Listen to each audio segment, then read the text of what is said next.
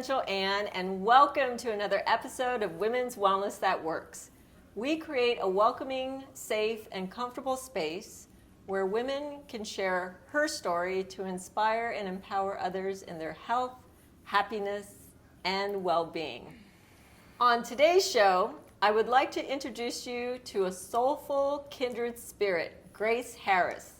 Grace is the founder and owner of Rising from Ashes and lives in sunny San Diego, California. She is passionate about empowering others to live their most elevated and authentic life, to live a life they love. Grace is a healer, a teacher, and a motivator.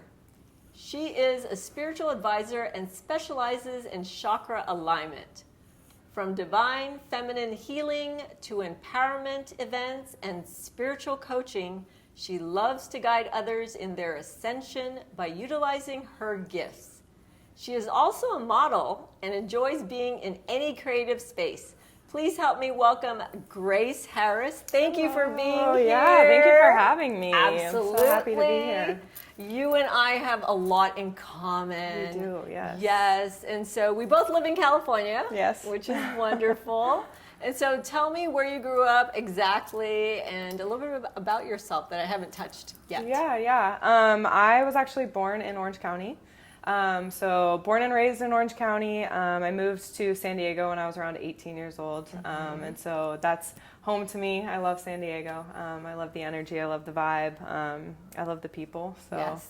That's where I'm at now. Yeah. So we both are in the, I'd say, holistic natural field of healing. So tell me, what inspired you to become a spiritual advisor and healer and coaching others?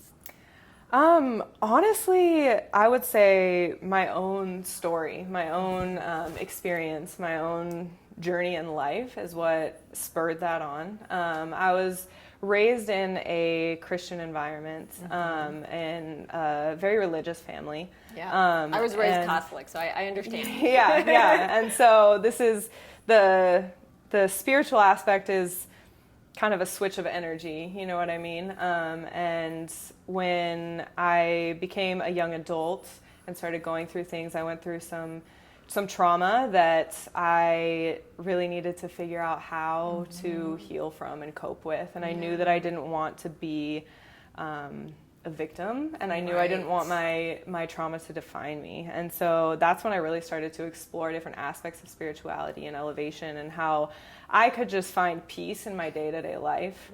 And so that's where my passion for healing came from. And even when I was a young girl, I knew that I had gifts. I knew that I had an understanding for things that a lot of people didn't understand, and I knew that I was passionate about loving people and connecting with people. But I didn't really explore them because of my religious background. It wasn't necessarily like addressed or... Was that, it was limiting you from really addressing that? I think that it was. I think that not intentionally, I don't want to say that it was like intentionally pushed down, but it wasn't something that I recognized as a spiritual gift that I could actually use to help heal people and empower people and connect to people. You know what I mean? I would say to people that I'm more spiritual than religious. Yeah. Right? And so that connection to spirit, to source, is really the most important. And you can do that anywhere, right? Amen. So that really makes a huge difference in our growth, in our spiritual growth. And so you grew up here in California. So you're like one of the few people that I know that actually lives here, born and raised in California. And so, you know, living here, how has it changed? How has California changed for you and growing up here? To be honest with you, I would say the biggest change for me was moving from Orange County to San Diego. And a lot of people that aren't from California are like, oh, they're so similar, but they're not. Yeah. So we have to explain to our viewers where, where is Orange County located and where is San Diego located? Because some people think California is all LA. Yeah, right. Right? Yeah. But so really it's LA, and then you have Orange County, and then you have San Diego, and then you have Tijuana. Right. So that's how it goes. Orange County is right in between San Diego and LA. So. Exactly. Yeah. And I love San Diego. There's many parts to San Diego that are near and dear. So explain to people exactly what spiritual, or actually specializing in chakra alignment, what exactly it is that you do for people when you specialize in chakra alignment. Yeah. So basically my title is Chakra Healing Practitioner. I got passionate about chakras because basically when your chakras are blocked, which happens to everybody. Before you start, what exactly is a chakra? For our viewers out there have no idea what a chakra is. Maybe obviously they've heard about it. What is a chakra? Yeah, so chakras are the energy systems in your body, right? We have 7 main chakras, major chakras. Obviously there's more, but we're not going to get into that. Right. 7 major chakras going from your base to your crown. And these are where we hold energy, right? So when something happens in your life, say a traumatic event happens, sometimes this energy center can be blocked. And when the energy center is blocked, the energy can't flow freely through your body, which causes lack of alignment. And so my passion for chakras and chakra alignment came from just wanting to see more people living in alignment, right? Because if more people can be living in alignment, the world would be a much more peaceful, beautiful place. So share one chakra that people will manifest physically. Let's say the throat chakra. What happens when someone's throat chakra is blocked? Well, they'll have a hard time communicating, for sure. They won't necessarily be able to share their voice as powerfully. Maybe they will either be like afraid of conflict and not be willing to have conversations that are hard, or maybe they'll be extra aggressive with their communication and their voice. And what I've also noticed as a practitioner as well is that thyroid. That a lot of women have issues with thyroid because of the blockage of their throat chakra. Yeah, absolutely. Yeah, and so our throat chakras are aligned to our body's energy, as well as manifesting physically, as well as emotionally. So when you block or unblock the chakras, what exactly do you do to unblock someone's chakra? So the sessions that I do with people are, I know some people are familiar with Reiki, which again, I guess like relating it to Reiki when people aren't familiar with chakras probably isn't super helpful, but energy healing essentially. So my session will look something like, usually I'll communicate with my client and just ask them what their goals are, like why are you here, what do you want to get out of this session, right? And then basically they'll lay on their back and I'll lead them in a short meditation just to get them into a relaxed state, relaxed meditative state. And then I do use crystals associated with the chakras. So just super easily, it's red, orange, yellow, green, blue, purple, white, all the way up your body, the 7 chakras as they go up. And so I place chakras on the body in the correlating spot that they go. You place crystals on their body. Yes. I'm sorry. The crystals associated with the chakras, yes. And then basically what I do is I use my own energy in my hands that I get from source, of course, and from the earth, pull up energy from the earth, the light from the earth, and will essentially go up their body, and I can feel people's energies. I can feel people's energies before I start doing that. Right. That's one of the gifts that I have. Yes. So you're highly intuitive. I am, yes. And it makes the work that I do honestly like more fun and more rewarding to me.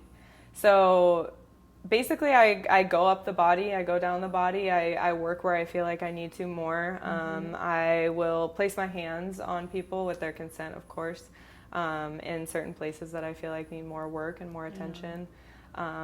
And I've seen some really, really like miraculous, beautiful changes happen in people's lives, like right in front of me, while I'm doing this work on them. And so it's just a very rewarding, beautiful experience, for sure. Thank you for what you do and what you do to serve others.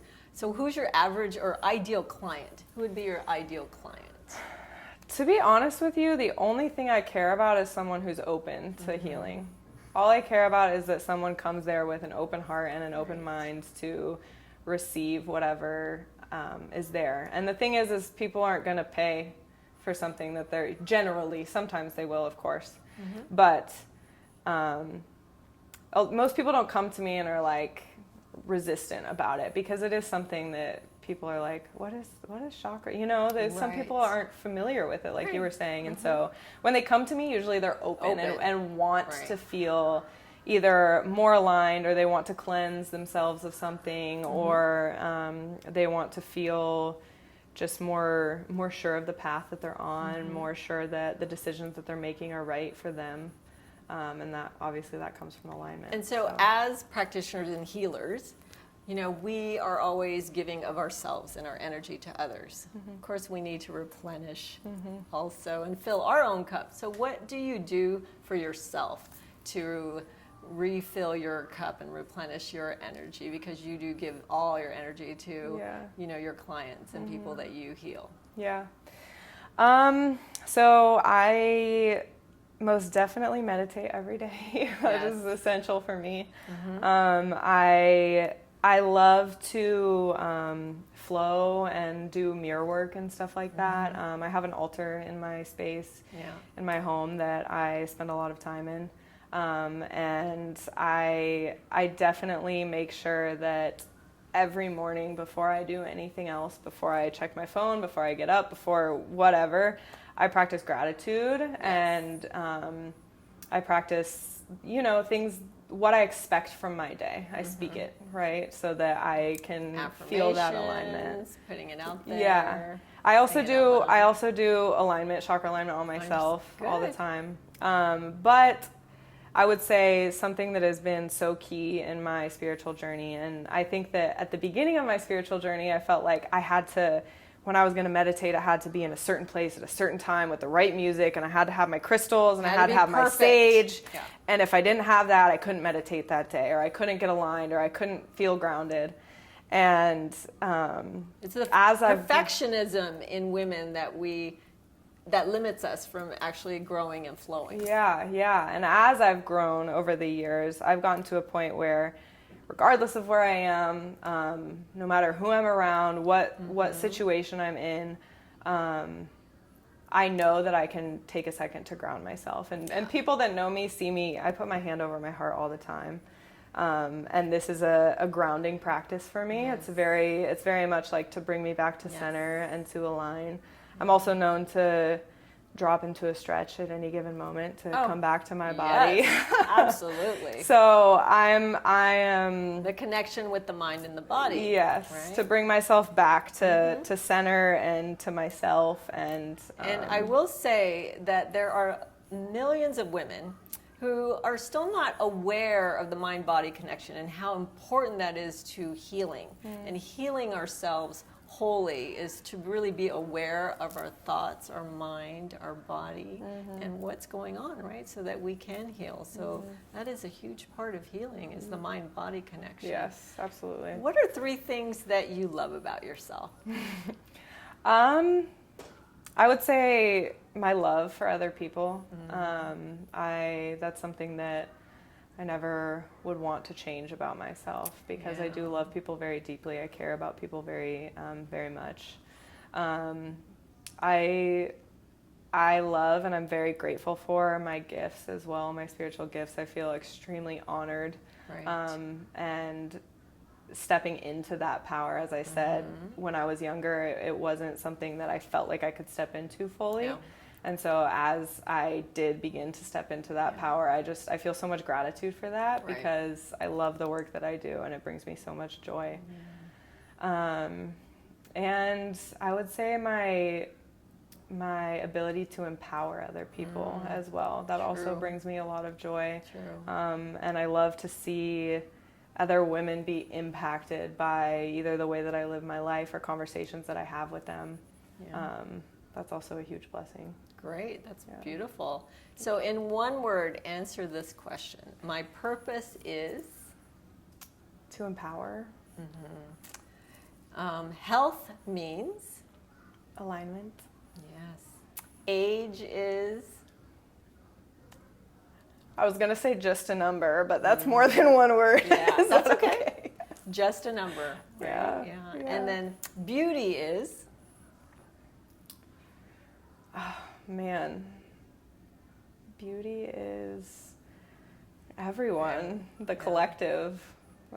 And I find strength in? Source. Yes. And then last but not least, being a woman is? Powerful. Yeah, absolutely. And so are you. I love your energy. I love your vibe. We are kindred spirits. Yes, we are. Thank you so much for being here on Women's Wellness That Works. And definitely look up Grace Harris on social media. Where can they find you? risingfromashes_Phoenix is my Instagram handle. Yes, she's beautiful. She's gorgeous. She's soulful, and I love you so much for being here. Yeah, so thank blessings. you. Thank you so much. Thank you. Yes, we both have that heart Yes. connection. So thank you for joining us for another episode of Women's Wellness That Works. We'll see you in the next episode. To your health and happiness.